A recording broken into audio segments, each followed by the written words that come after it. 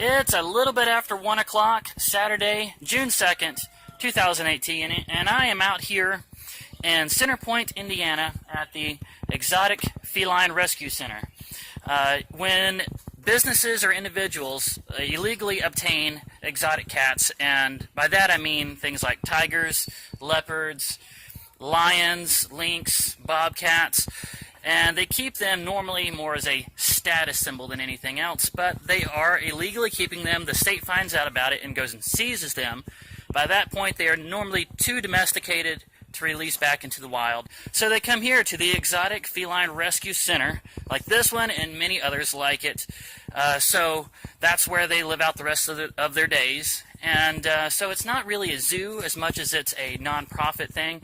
But as a way of bringing in more money, they do sell tours. So that's what I'm doing here today. Before I go in, I think I'm going to do a close-up on their contact information just in case there is somebody watching that would like to also do a tour or support them in any other way. Waiting on the tour guide now, but there is one tiger over here that we can go ahead and take a look at. This is Gage, just hanging out in the shade. I like how the places like this are not really perfectly well kept. It's nice and grown up, grown over. Plenty of weeds and grass everywhere, much like a real jungle would be. Now, before we go in, let me say that last time I took this tour, I got peed on. I got too close to the side of one of the cages. One of the tigers turned her back on me and peed on me. Which sounds really disgusting, but afterwards you got to think, how many people can say I was peed on by a tiger today? It wasn't that bad. So if you guys come to take the tour, just learn from me. Don't get too close to the sides of the cage. Well, welcome to the Rescue Center. This was started by Joe Taft in 1991 with 3 cats. We now have about 180 cats that call EFRC home. We are strictly rescue. We do not buy, we do not sell, we do not breed. And once a cat comes to us, it is a home for the rest of its life. As we're walking around, you really need to stay with the group. That's a USDA regulation. And if you touch a cat or touch a cage, or even try to, we'll escort you back up to the picnic tables. And the little ones, stay real close to Mom, okay? Yep. Okay. Oh, a serval. Serval.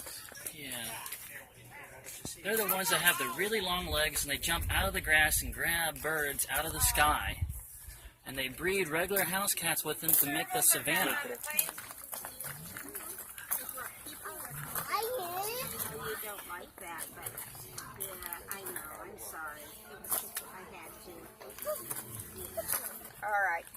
King came to us from Minnesota. He had been privately owned by a lady, and when he was about 1.5 years old, she was tired of feeding him and taking care of him and was going to have him euthanized and stuffed. And another lady in the area found out about it, talked her into letting her have him, and she borrowed a horse trailer, loaded him in that, and then started calling every place she could possibly think of. Yep, we sure do. We have a whole box of them. Yeah, there's a whole box of them. Okay. And they are native to the mountainous areas of northern United States and Canada. And the big difference, well, lynx are a little larger, but look at the feet. They are gigantic for the body size, and that's because they're snowshoes. Black leopards. You find leopards in Africa and Asia. 1 in 4 is black. That is a melanistic gene, meaning just color variation. Black leopards do have spots like the lighter colored ones, and they are what people will call a black panther. And I know which ones it's safer to do this with. I won't say safe. I know. Have we been busy today and you've had to talk a lot? Now, what I'm doing is called protective contact. You notice I'm really not sticking my hand or my fingers in. But the cats that want attention know if they lean against the fence, then those of us with experience will give them hands-on attention that way. Do you notice she's wet? Tigers love the water. So all of our tigers have either tubs or natural ponds or concrete pools that they can get in. This guy is, would you say 600 pounds? Yeah, about 600 pounds. 600 pounds. When lions and tigers are born, Huge. they only weigh 2 to 3 pounds. You can literally hold them in your hands like this. By the time they're 1, they're 200 pounds. It's a hot day out here, so he's just And kind of then as adults, getting a little most lethargic, lions but and most tigers will be somewhere between 3 and 600. Right here where I... That's a lioness. How old is she? Oh, probably about 18. This one's up and about, actually on his feet. It says, Belly Philly. That's a good name. Hello, Belly. Oh, she's eating some chicken over here.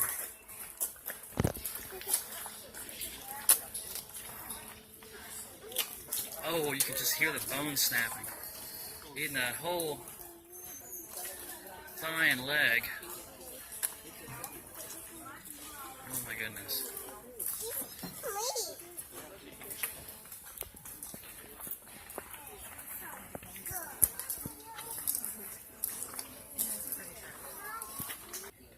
This one's got a short little bitty tail. Yes, we don't know why. Was it perhaps born that way? Is it a different breed? I don't think so. I think it was probably an injury. Oh, an injury. Over here you can see the keepers The boys very well. dumping out all the water manually, bucket by bucket. Like I said, once every 3 days in the middle of summer. Algae grows a lot faster, and the lions jump in it a lot more often. Or the tigers. It's tiger. Yeah, the tigers are the ones that have to have the place to swim and cool off. Look at this guy. Keeper's over here feeding them. I think that's why they're a little more active over here looking at us. Okay, so they have 180 cats, and how many pounds of meat do you usually serve per day? 3 to 4,000. 3 to 4,000. Okay, and their meat comes from roadkill, or what'd you say? Farmers. And lots of just plain retail chicken. She was in the tattoo parlor, the tattoo store, Yeah. just like walking around among all the employees and customers.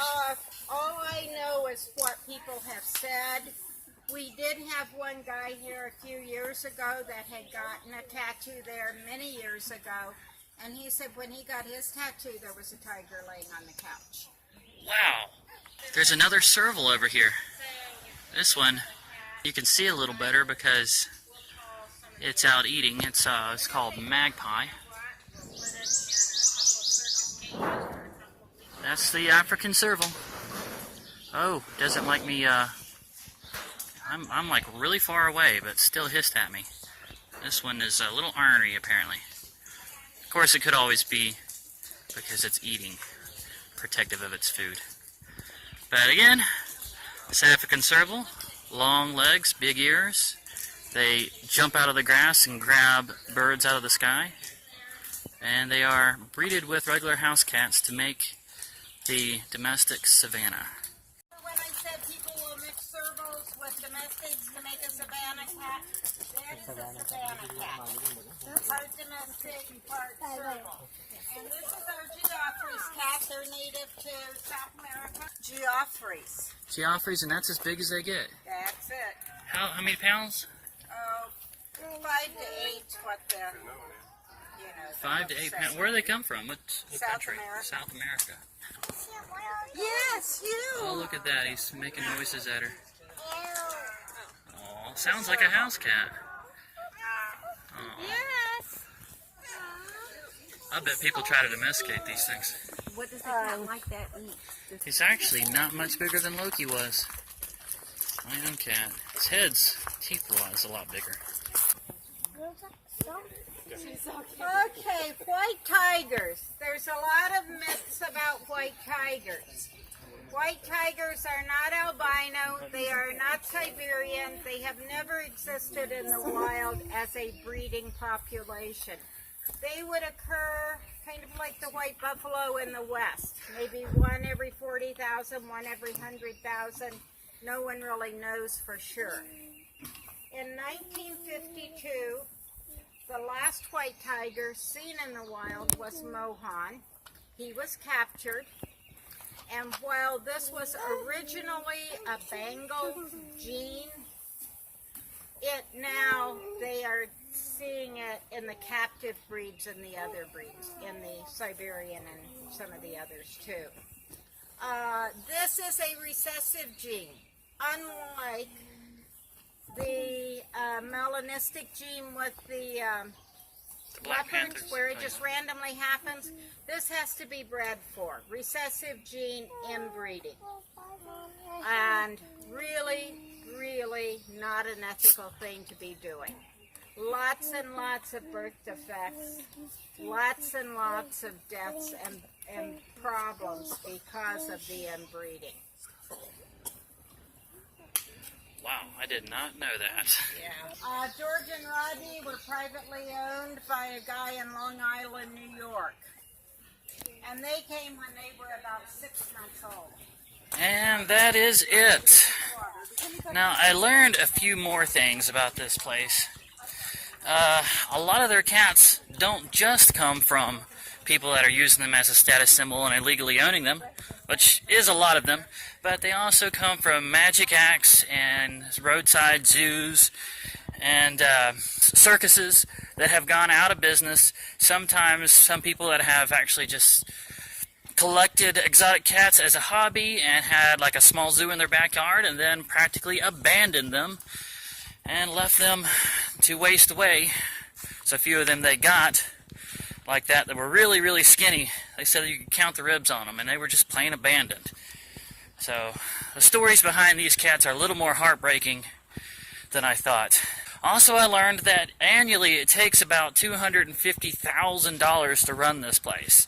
And even though they're a nonprofit, they have absolutely no government subsidies. Every bit of money that they spend on these cats, they have to get it from people coming in and taking the tours like we did today, or participating in their fundraisers. They also have a newsletter. So these guys, they need your help. You know, I won't say they are struggling, but they are very selfless out here. And so if you're in the Indiana area and you can come spend a few dollars out here on their merchandise or their tours, please come do it. Once again, here is their contact information. Well, Nestor, you're going to have to say goodbye to Chloe, your friend Pitbull. I know you two love each other just so much.